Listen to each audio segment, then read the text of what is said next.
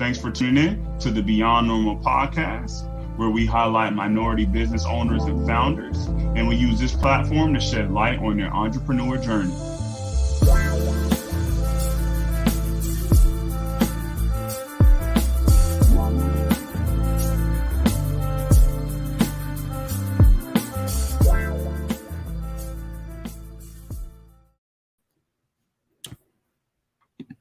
Welcome everybody to another episode of the Beyond Normal podcast. This is our season finale for the third season. Can't believe we made it to the end of another season, highlighting amazing founders, diverse founders from different backgrounds, African American, Latino, and female.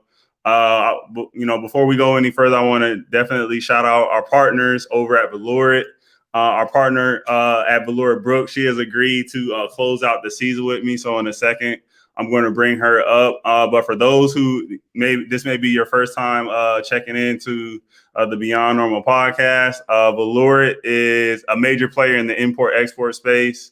They work on supply chain in that ecosystem. So if you have a product out there and you want your product to be seen and put across the world, Velourit is your partner. So not only do you import it, but make sure that you Velourit.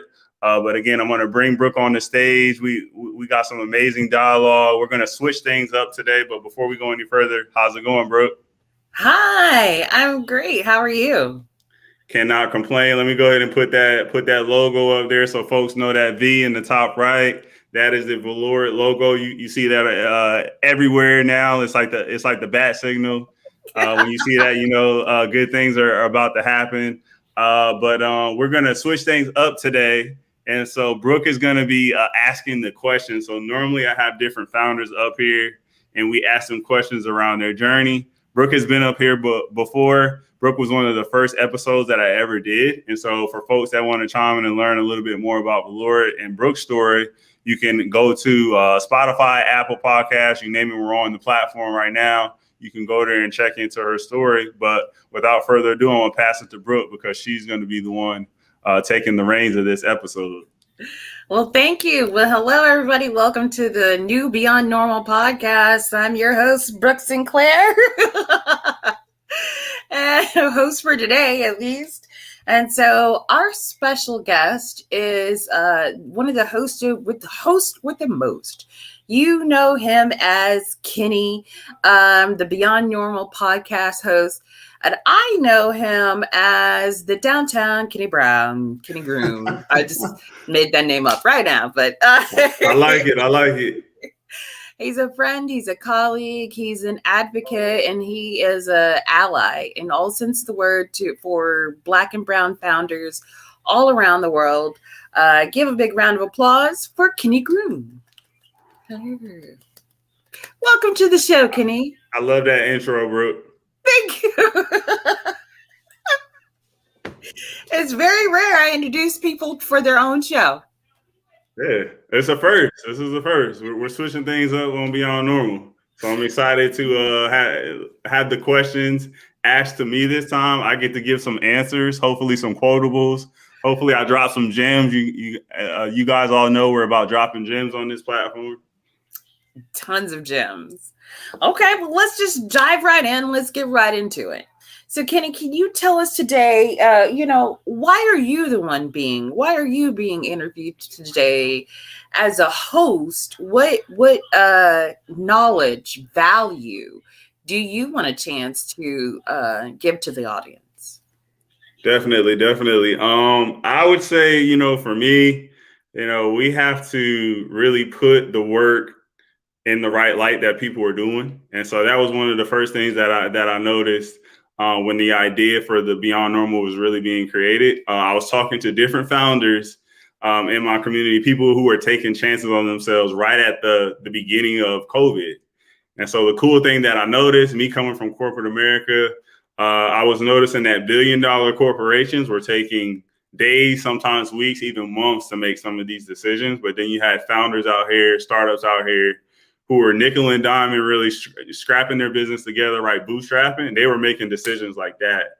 And so that was really the initial thought that popped in my head, like, holy crap, like this is something that people need to know more about.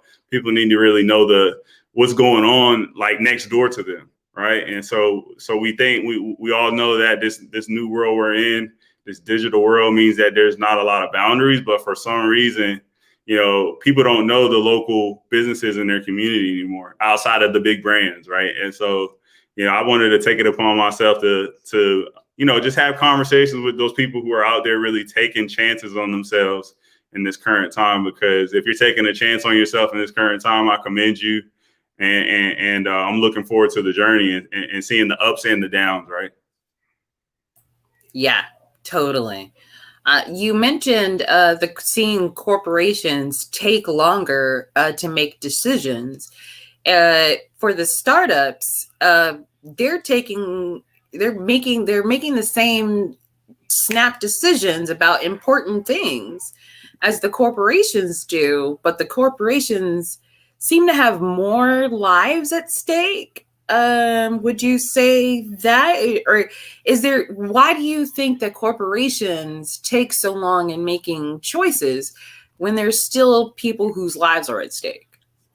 I think there's a couple things there, but for me, one of the things I notice is that a lot of the companies that we all shop at, the brands that we all know, they have investors, they have stakeholders, they have all these individuals that they have to take into account in terms of making the decision who they're going to piss off and who's going to look at some of these decisions a certain way. But then on the flip side of that, you have a founder who is starting something from scratch. They really have the opportunity to look at the data, make that decision, and then quickly pivot. And, even in the business world, we try to get to that point, right? We try to get to that point where we can have the conversation with the customer, take that data and really put something out there in the form of a product or solution that they want. And so even corporations are trying to get to that point. But then there's just all these different factors that play into it. And a lot of times for big corporations, they have a lot of investors. There's a lot of hands in the cookie jar, if I can say that. A lot of cooks in the kitchen. Yep, cooks in the kitchen as well. Okay. Yeah, everybody can't cook. But they be trying. Yeah. I can't cook myself. So. No, you can't?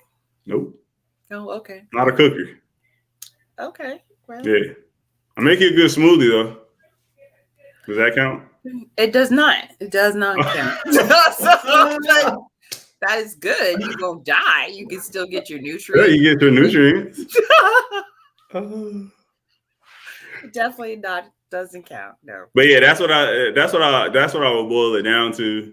But I think again, I'll just reiterate, having that ability to just come up with an idea and you completely own it, and you're the main stakeholder in it. Like there's power in that, and so it's cool to see people taking that gamble on themselves, even if they keep their 9 to 5. We had Brittany Hunter on an episode as well, where she was talking about Mogul Millennial.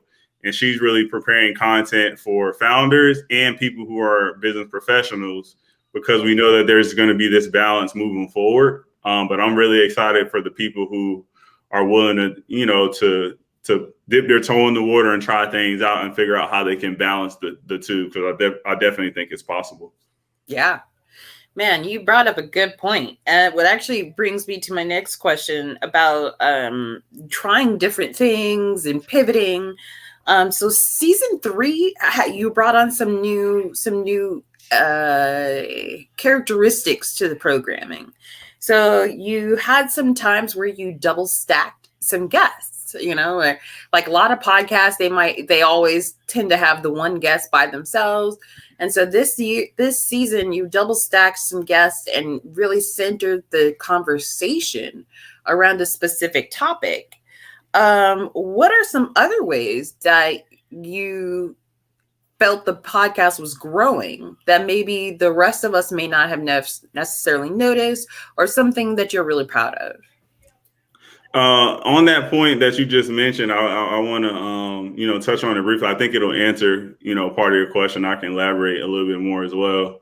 But what I started to notice was that I was talking to founders. They were having similar stories, similar experiences. And I was like, hey, I wonder if I could start connecting some of these founders together and they can build their own relationships. And so that's where the initial idea of, having multiple people on the platform at the same time, piggybacking off each other's answers and kind of building it together. It's more of a,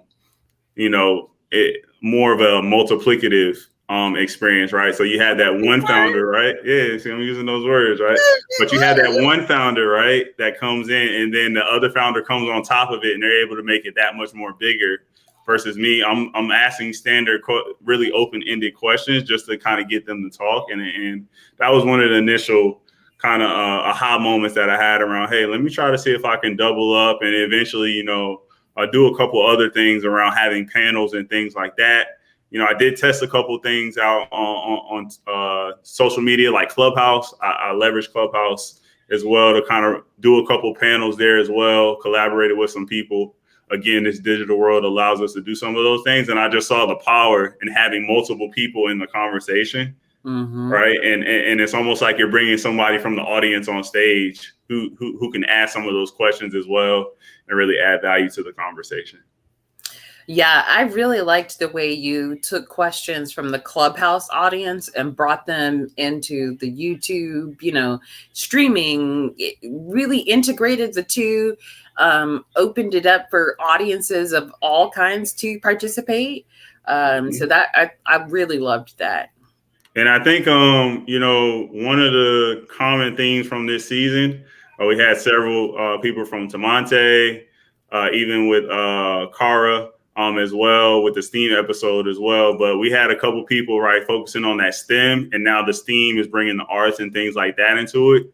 And so I think with that focus, right, it brings in, it allows the creatives their own space. And I think creatives are in a real good position, right, to their businesses by default. They're the ones out there creating content, painters and people who do stuff like with their hands and really cool things, right, that art piece. They're already living that life of being an entrepreneur. And so I wanted to make sure that I brought some of those folks on as well from a content perspective, because they're business owners by default. It just doesn't look like the traditional business owner that we're used to. And in the current, times, we got to make sure that we redefine whatever entrepreneur looks like, right? The work that you're doing, Brooke, like how important that is to make it look like, that FUBU model for us by us. That's so true. So true. And can we just go back over like some of the heavy hitters that you've had on this show? Like, I personally was impressed. Yes. I have to, at least throw some roses Brooke's way, because Velourit did definitely help us in terms of curating this list. We started off the season with a bang. Jordan Gaither, he is creating Law Pocket. So imagine having legal resources in your pocket when you need them right on the spot. That episode was a good episode to kick us off with. Something exciting happened during that episode, right? Brooke, I know you were there chiming in, where my audio actually just kind of cut out right in the middle of it, right? My computer shut down. Things happen in media, folks. So I'll tell you, just have backup devices and things like that. But one of the cool things from that was that, when my stuff went down, I can even remember, right, when Brooke messaged me to make sure I was still coming back on, right? But Jordan actually picked up the mic and did an amazing job during that time. He got on the soapbox and really kept things moving. And I even looked at the numbers, and for some strange reason, Brooke, when my computer shut down, the numbers went up when it was just Jordan talking. I don't know if I need to just bring Jordan back or what, or bring you back, Brooke. I'm pretty sure the numbers are up. But that was a cool first way to kick off the season. And right from it was weird. From that very first episode, I was like, I'm so excited for this season, even if it didn't go my way initially. And Jordan kicked us off strong. I think we had 300 plus views of that YouTube video. And so that just shows you like the engagement that we're building with the platform. But he pretty much kicked the season off the right way, the way that we wanted it to go off. That's the first. I do remember that. And I was like, are you going to come back to your own show? Yep. I was in the background stressing out. In terms of some of the other episodes, I thought it was really cool having Mr. Future of Work and Carlene Haylett. She's the founder of Citabit. Mr. Future of Work. He's got a couple brands, but his team is building something incredible at Guide in terms of training resources and things like that, bringing it into the 21st century. But just to have them have that back and forth, I think that was one of the ones where, I saw that conversation and I immediately knew like I need to start having two guests on at the same time. One of the quotables from that conversation was where Mr. Future worked. He mentioned, some of his feedback and some of his learning experiences was he just flat out said people are crazy, right? And he really dived into what he meant by that in terms of the expectations people have, even founder to founder, some of the dynamics of it, but just him having that candid conversation with us, that was something else that was definitely memorable for me. That was a good episode. Yeah, that was good. Yeah. That was a good one. Because people are crazy. Yep. And you gotta know, you can't think going into this like, everything squeaky clean, like being an entrepreneur, Brooke, right? Like it really is a grind. It's not easy. And so I appreciate founders coming up here. They give us the ups, the highs, getting that first customer, bringing that money in, that sweet money. But then, there's also the bottom as well. Yeah. We got a couple folks chiming in. Richard chiming in, saying nice. Appreciate that, Richard. We got Orion. So definitely appreciate her chiming in as well. She was a guest on the second season, but I love seeing the founders coming in and supporting us, how we know that they know how to do it best. But for all the skincare folks out there, Orion's got the brand that you want, Black Travel Box. I use it. I know Brooke uses it as well. But go check out that episode as well, because that was a great episode too. Yeah. And let's give props to Orion really quick. She had an awesome I Fund Women crowdfund campaign. Yep. Just a few months ago. She raised, I believe it was 50,000. Don't quote me on that part. Might have been 60. It was a lot. Yep. She worked really hard. And so, yes. Right. It's not to be taken lightly. And I can actually speak to that experience as well, because seeing a couple founders, Orion was one. There were a couple other founders that we've touched base with using these different crowdfunding platforms, just to be able to, reach out to them and say, hey, would you like me to promote it on our social media pages? Is there any way that I can support? Those are some of the opportunities that really open my eyes to, us making Beyond Normal a bigger brand.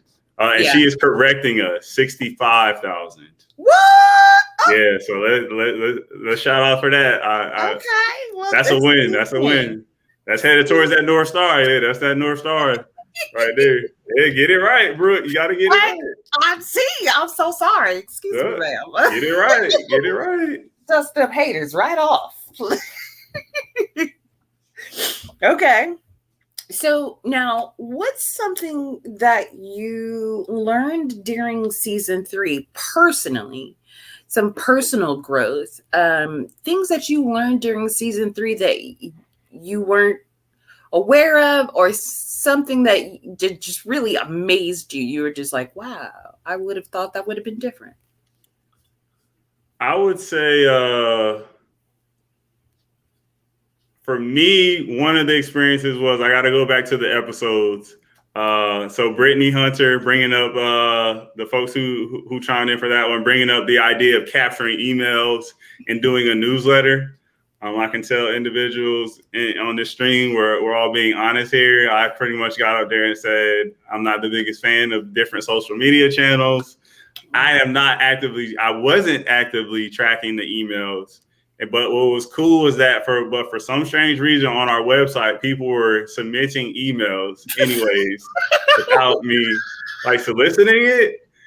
And so that was pretty cool to see that I actually had emails without actually trying. And then I actually tried putting together my first newsletter, which went out last week. And that was one of the things where I was like, oh, this isn't as bad as I thought it was going to be. And I just went into it thinking it was going to be a lot of work to put this newsletter together and put all these different resources together. But that was one thing where I was like, okay, I need to, and I kind of did some of this last year with like opening up and trying different social media platforms like Clubhouse and things like that. In the past, I wouldn't do, but the newsletters for me was very shocking. And now I'm kind of into newsletters. I don't know why. Yeah, so I'm looking for different newsletters right now. I know Velourit has some that I'm a part of. I know different entrepreneurs in the ecosystem. I'm looking for their newsletters to see what they're doing, seeing what maybe I can incorporate into mine, seeing how I can highlight them. And so that was one of the growing experiences for me, I would say, this season. How many emails did you find that had been inserted into the website that you didn't know about? I think it was like 20, 21 or 22. So it wasn't a lot, but it was like, okay, like, and then as I was talking to different founders over the last like 2 weeks, I was like, hey, I just came with a newsletter. They're like, oh yeah, just sign me up. And it was just like, okay, like this is easy.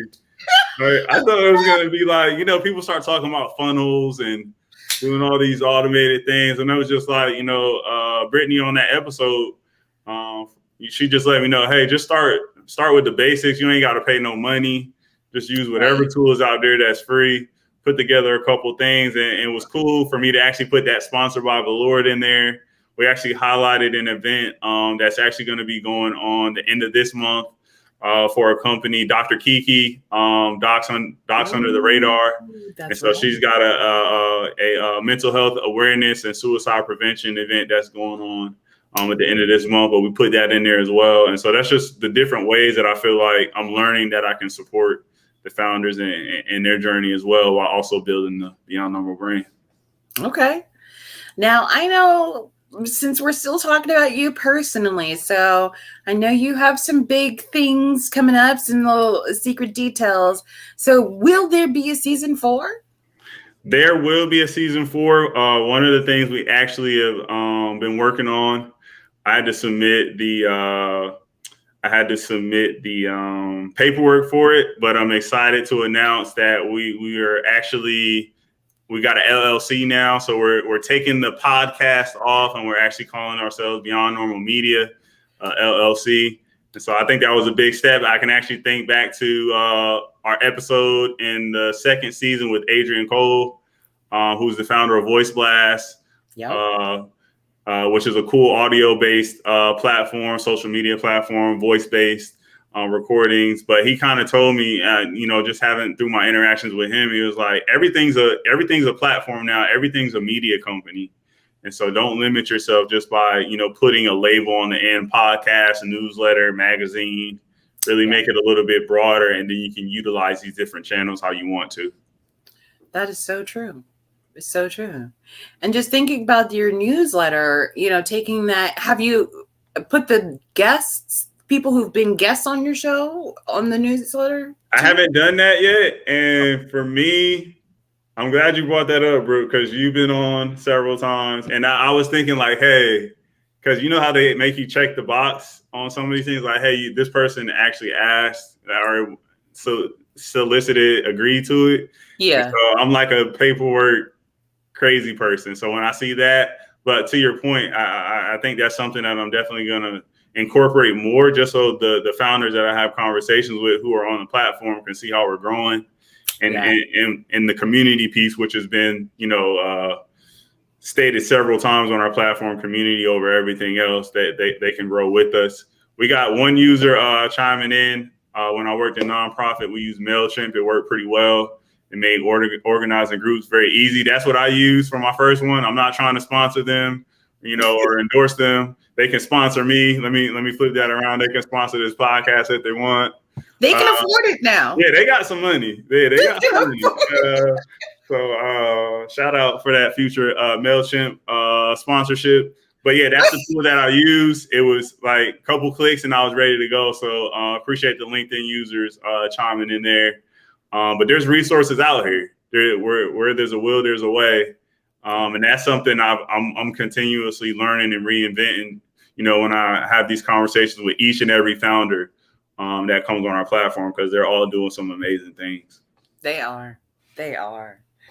Okay. So over the whole season, I know we've mentioned like some really funny things, really, fun interactions. What are your like top 3 key takeaways, like words of wisdom to be a better human or even just better founder? 3 top takeaways from the whole season. From the whole season? Oh, Mm-hmm. wow. So I will say, for me, one of the moments was actually where we tried something different. We had Cam Perry on. He's actually a creator. He's a developer, front end developer, but he's creating a brand via his podcast called Between Two Divs. And that was one of the moments where it was like, he was the first creative, I guess I can say, we had on the platform in terms of a podcast host, and that's really like their core product and offering to the world. But one of the cool things from that was just really being able to tap into what he's doing right now, his passion.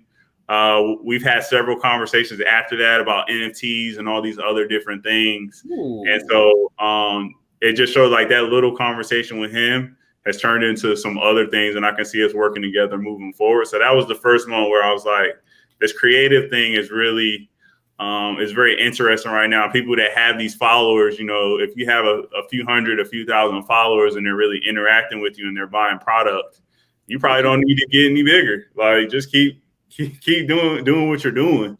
Right. And he's one of those examples of that. But just the conversations we had after that, it just keeps growing into something else. And so I would definitely say he was one of them. I'll throw one more in there as well. I would say, one of the things that I've seen, I've been focusing on a lot more is Black female founders. And so it was actually cool to have Rebecca on, who was obviously the founder of Own Trail. But just to see the founders that are using her platform, it really tapped me into that. And she's helped me make some connections there as well. And so that was the second one. The female founders, you guys are out here crushing it. Brooke knows we've had probably, I don't know if majority of our founders have been female founders, but it just so happens that when I meet one, they introduce me to several, right? And so that's the cool part. But I feel like her platform really kind of encompasses a lot of the things that I've been seeing with my eyeballs, but not necessarily having the data to back up there. And a final one. Wow, that's tough. I would say there's 2, but I'm gonna shout out to Monte. I had him on last week, but Tamonte's doing some incredible things in the STEM space. He's got a platform called Onyx that focuses on diverse talent, a diverse talent pipeline in tech, and I feel like that was pretty cool. That's pretty cool to see, because I think a lot of founders, Brooke, you can speak to this some as well. A lot of founders out here saying, hey, they need technical talent. They need these people who have this specific skill set. And so there's a real big opportunity coming up to make sure that pipeline is the way it needs to be. And I think if the pipeline is the right way, then you talk about all diversity numbers and all these things, they start to really change into what we really want to happen. But it takes those grassroots efforts, the things that Tamonte's doing. And then I'll also go back to, I want to shout out Cara Branch and Kimberly Evans, that episode as well, because Cara, she's an engineer, trained. She's got the background for it. She's also, I think recently she announced on the episode, she actually got her MBA as well, her business degree. Really? And don't quote me if it's an MBA, but it is a business degree. Okay. I'm pretty sure. And so that's cool, because she's got that technical background, but then she's got that business background as well to really run her organization the way it needs to be run. But seeing her and Kimberly interact, Kimberly had that business mind, that business experience. Cara had the technical background along with some business experience. But it's cool to see how their companies can kind of intertwine. And I think even after that, some of the conversations started to occur, like how they can collaborate and how they can support each other. Yeah. And so that STEM space is real big for us right now, how we tap into it. And so those two would probably be the top two, just with the eyeballs on that right now, the focus. I know me coming from a technical background as well, just wanting to see more people that look like me and you in that space getting money Yes. and doing some cool things. That's awesome. Okay. Sorry for the long-winded answer, Brooke. No, what are you talking? We're interviewing you. This is great. What are you talking about? I'm used to asking the questions and then being quiet. Okay. No, this is great. I thought that was a great answer. Okay, so the last question I have is what's next for you? Do you have any plans to take season 4 to the next level, or just in life, what's next for you? Yeah, so I'll tackle life first. I think that's the big one. And so for me, the exciting thing is I will have a little girl coming into the world in February. And so that's been pretty cool to start this journey, right? We're it's just starting, I understand.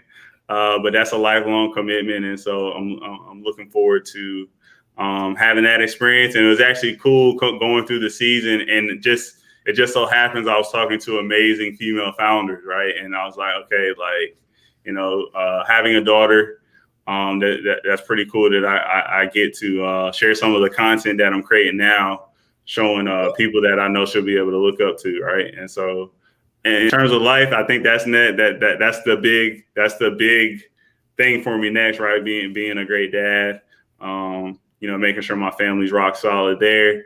And then for the podcast, I think we got a lot of things kind of brewing, right? In terms of the coals are getting hot. They're not gray yet, but they're certainly hot. And so the newsletter, continuing to do social media, we'll be doing some more merch, some cool things. And even for me, I'm looking to see, I'm always looking for sponsors, like people to come in and connect. Like Brooke has been an amazing partner for us with Velourit, and we'll definitely make sure we keep that going, but just different ways that we can connect with different brands.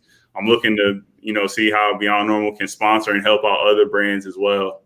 And so those are that's just a glimpse into what we got on the horizon, and just making sure that people go out and digest the content, whether it's podcast, website, newsletter, whatever the content platform is, just making sure that they're digesting it and they're giving us, I want to hear all the feedback, good or bad. That's awesome. That is awesome. And yeah, I'm excited.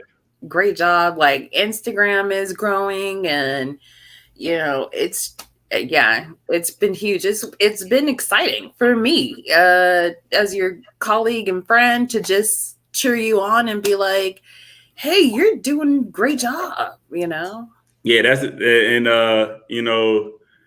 like people underestimate like having your tribe, having your community. But that's one of the things, like, right from the very beginning, just connecting with you, bro. And then you're like, oh yeah, like let's see what we can do. Like you introduced me to founders, VC. Like, again, I told you on that VC world, that was a black box for me. And then just having a few people in your corner, how much further you can go. That you really helped me kind of see the light when it comes to that, and just not just knowing you got to do it on your own. That's awesome. Yeah. And the numbers, I'm glad you brought up the numbers. The numbers are all good across the board.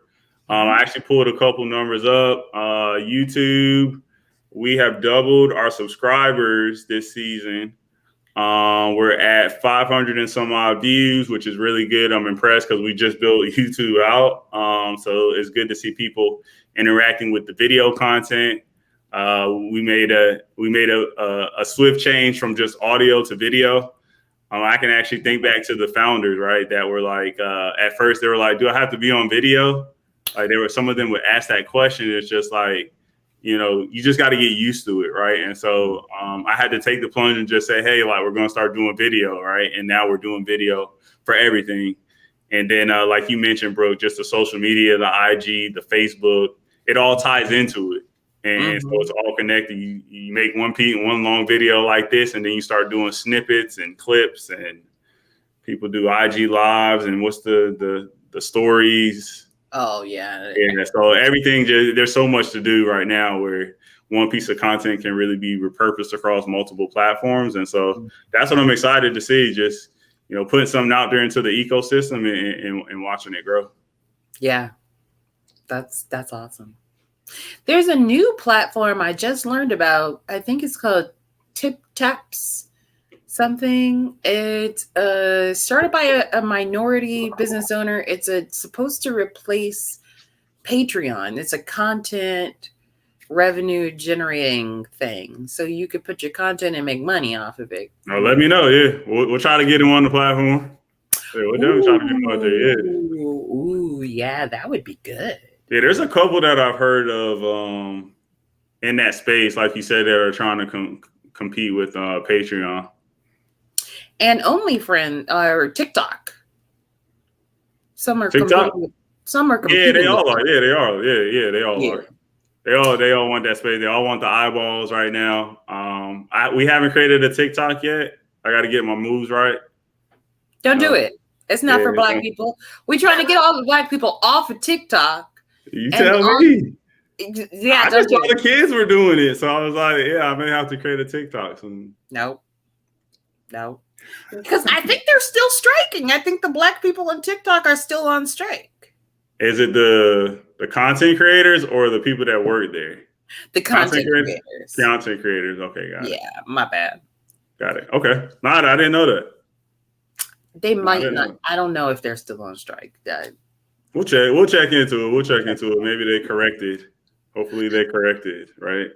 Well, because it was the white content creators were stealing the dances and stuff. Oh, I saw that. And there was the one kid that created that one. Yeah. Right? I know what you're talking about. I definitely know what you're talking about. I don't know. I'm gonna do some research on that and get back to our audience on that for sure, because that one was bubbling up for a while. I don't pay attention to social media that much, but I do remember that one. I just remember because they were like, put on your hands and knees on the thought stuff. Yeah. They were going but I think, on that note too, it's weird in the social media space, but at least taking the steps like the LLC and just branding certain things and marking certain stuff. You just don't know on social media what's going to go viral, right? And so I think that's one of the things where it's a kid puts something up, they do a dance, and then next thing you know, it's in a video game, and they're not getting any money for it. So yeah, that's crazy. Yeah, that would be an interesting episode. If you could bring a bunch of the Black-owned platforms to one place, and then I got a couple connections in that arena, so I'm glad you brought that up. Yeah. Clubhouse was good for me in terms of making, branching out and doing certain things like that and making the connections. But I think it just got to the point where it was people are back outside, and now there's this mixed. People are back on some of their traditional platforms as well, and so it hasn't been as much of an influence. But I know at first, beginning of this year, the end of last year, it was everything to some people. Because we were still kind of locked down a little bit. Even Versus has kind of fell off since people have been going back outside. Yeah, it's become more of a concert. More of a people are actually enjoying the Versus now in person. So like you just said, that proves it, right? That's true. Yeah. That's true.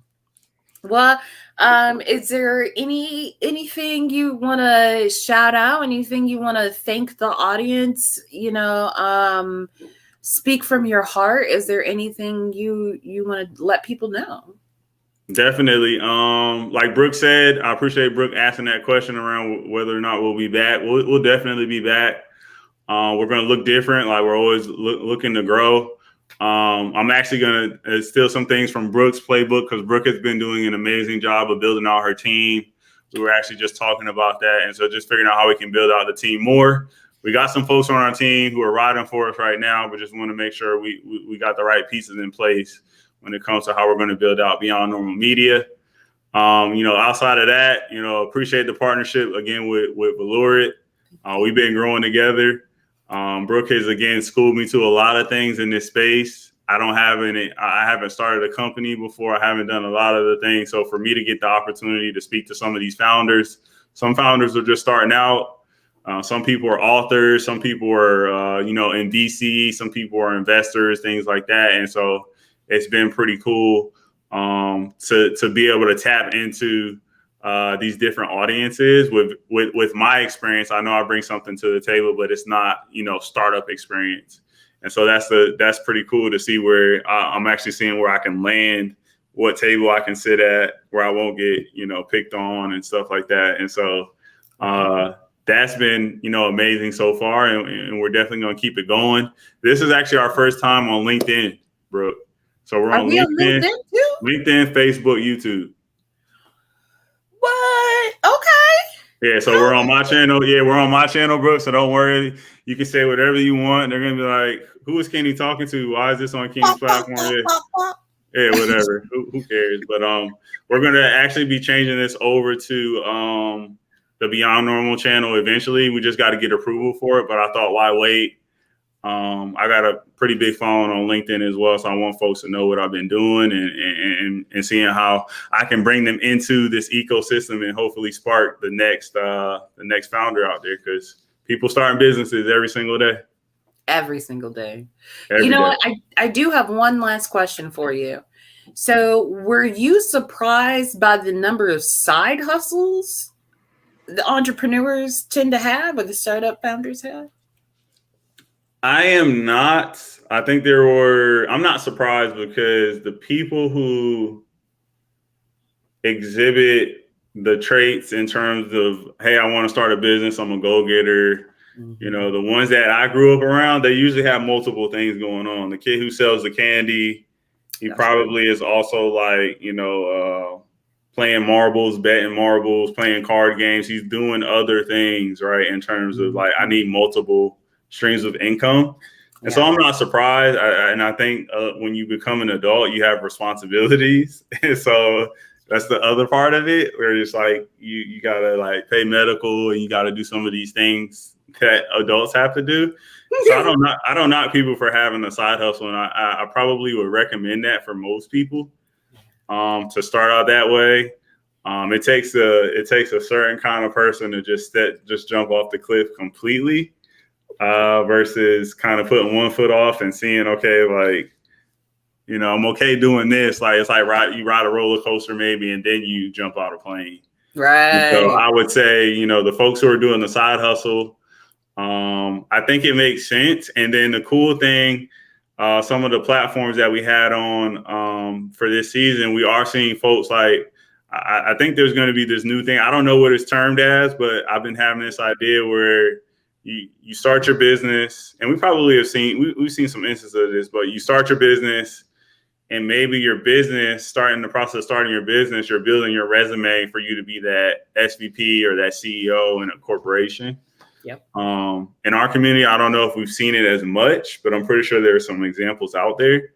And so that's going to be cool to see as well, the folks who really leverage it to just ultimately end up where they want to be. For some people, it is to be a billionaire, have your pinky, be diabolical, all that stuff.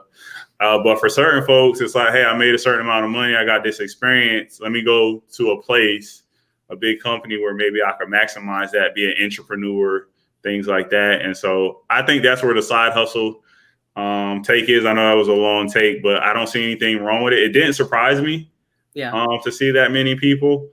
I would have actually been surprised if most of them were just jumping off the cliff and diving into it, honestly. Okay. Yeah, that's just my take. What about you? I kind of was surprised. Even though I am an entrepreneur and I do have some side hustles, I was a little bit surprised. I didn't think as many people would have side hustles. And it was like almost everybody either had two companies or like a side hustle that they do, to keep things going in the back. Yeah, I mean, some people, if you get to certain companies, like, and your company's already giving you, like, the big tech companies, they give people, hey, 10, 15, 20% of your time could be spent on projects that you want to do and stuff like that. Why leave? Right. Why leave? Why leave? You know, like, and on that point, I can actually think back to it was the episode with Carlene and Mr. Future at Work, and Carlene was talking about how employers are rethinking the benefits that they give employees, and so I think that's part of it is like this flexibility, this work-life balance. Yes. You can't really like, how can you knock somebody for saying, "Hey, I want to work for you," but then I'm also going to have my own business as well? Like, how can you really knock somebody in that situation and be like, you're not supposed to be doing that? Like, all right, you're going to lose all your employees and you're going to get canceled, pretty much. Yeah, you are. so, you know what I mean? Yeah, you are. We got a couple folks chiming in as well, Brooke. Got somebody chiming in, watching via LinkedIn. So LinkedIn is already popping. We got Joe as well, KG making moves. So appreciate you, Joe, for checking in. Sitting here talking to the sponsor of our third season. Brooke was also the sponsor of our second season as well, Velourit. So for the folks who are looking in, you see that V in the corner. That is the Velourit logo. Velourit's been an amazing partner for us. They're major players in the import-export space. And so we're just sitting here chopping it up in our season finale. Yeah. Yeah, that's all the questions I had for you. That's great. So I want to ask one question, Brooke. Where would you like to see us grow next? I want to ask you a question. I had to get one in. I was not prepared. You know what? I honestly, I don't know. I really liked a lot of the stuff you did this season. It just the natural progression of it just felt bigger. It felt firmer. Mm-hmm. So I support you in whatever you think is next, you know? Like, that's good. Yeah. So more of the same. Yeah, but bigger? Yeah, that's okay. I get it. Okay. I get it. That goes back to like all the newsletter, like the social media, like you said, there's always ways to enhance those and make those bigger platforms. So I completely get it. I really like the clips that you've been able to take from the YouTube show and then use them in social media. They're very catching, especially on Instagram. They make great little the TV thingy. I don't know what that TV picture is. IGTV? I guess so. Yeah, IGTV. I think that's what it's called. I don't know. I'm old. I'm that old now. No, you're not. But I get what you're saying. I definitely get what you're saying. You're not that old. Cut it out. But yeah, no, I completely can. I see definitely where the areas where we can improve, and yeah, I'm just excited. Again, you've been an amazing partner for us. I appreciate you coming on the last episode and interviewing me. Yeah. I do remember at the beginning of the season, folks were saying they're like, you need to have Brooke on like more. Like that was the comments that they were making. Really? Yeah, okay. They were making that. Yeah, and I was like, all right, we're gonna try to get Brooke back on, and so here we are. Like, well, thank you. Well, I didn't know I had been requested. Yeah. Yeah, I don't even know. I got to remember and go back and see who said that. Okay. Yeah. You know, it's something that happened during season 3, but didn't exactly happen on the episode per se. That we should definitely give a shout out to Khadijah. What's Khadijah's last name? Khadijah Robinson. Who she was in season 2. Yep. And I think like maybe your episode might have been her last interview right before her announcement. Yep. Okay. She got acquired by Puff Daddy. And so that was cool. Yep. Yeah. And so that was that's a good example of somebody taking their entrepreneur experience, being the founder. She created the Nautilus, which is still up and running, but they're taking some of those learnings from that, and it's going to end up coming Shop Circulate, which like to Brooke, what Brooke alluded to, is backed by Love or whatever he's going by now, right? But he's the guy with all the money, so it's cool to see her in a good place, in a position to win. But that's a really good example, Brooke. I'm glad you brought that up, of taking the founder experience and then, making it into whatever you want to be, wherever you want to end up is possible. You're building your resume, no matter if you're working for somebody else or you're starting your own. Yeah. That was dope. That was dope to see. Yeah, it was. Big fans. Yeah, I love that. And actually, on that note, for the folks who are tapped in with our IG page, I did at the clothes that I wore today. So I'm wearing black brands today. Obviously, Beyond Normal hat. I got a hat from somebody who is an author, so author of a book that I'm reading right now. And then I got my logo on your shirt. It's not a logo. It's just one of her sayings. Okay. Just for me. And then Afri socks as well. So I put my socks up there as well. I'm not gonna put my feet on the camera, but yes, okay. I got some amazing socks. I bought the socks from the Novelist. So remember that nice little package I got. Yeah, you can't show us just a little bit of sock. Nah, but you can check the IG page. Okay, they're on the IG. I wanted to put my socks on the screen last time we were together. I was like, no, that's weird. I'll get flagged by YouTube. So, yeah, that's it. But yeah, definitely tap in with the IG brand there. Appreciate you, Brooke, for interviewing me and then being along for the ride. But, on that note, I just want to, thank everybody for tuning in. We've had folks tuning in from all 3 platforms the entire time. So that's been good. And we're just going to close out. Everybody have a good rest of your day, a good week. And thanks for tuning in to the Beyond Normal podcast. Bye-bye. Thanks for tuning in to the Beyond Normal podcast. We can be streamed across all major streaming platforms in addition to YouTube. Come back again.